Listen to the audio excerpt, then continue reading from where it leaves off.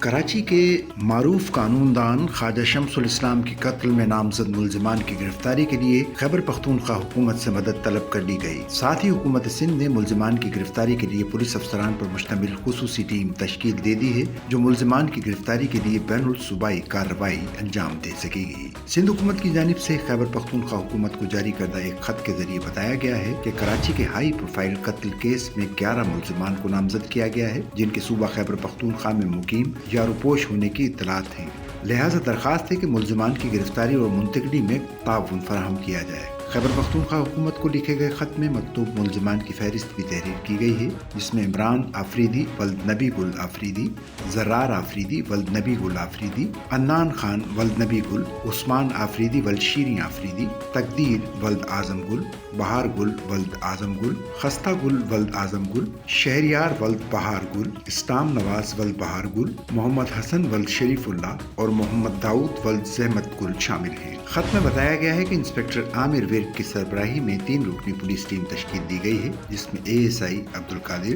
اور ایک خاتون سرچر بھی شامل ہے جو خیبر پختونخوا روانہ کی جائے گی، جو ملزمان کو گرفتار کر کے مقامی عدالت سے راہداری ریمانڈ لے کر کراچی منتقل کرے گی، جس پر حکومت خیبر پختونخوا سے تعاون کی اپیل ہے۔ سچل نیوز نیٹ ورک کی ویڈیوز میں خوش آمدید۔ ناظرین، ویڈیو سے متعلق اپنی قیمتی رائے کا اظہار کمنٹ باکس میں ضرور کریں اور چینل کو سبسکرائب کریں۔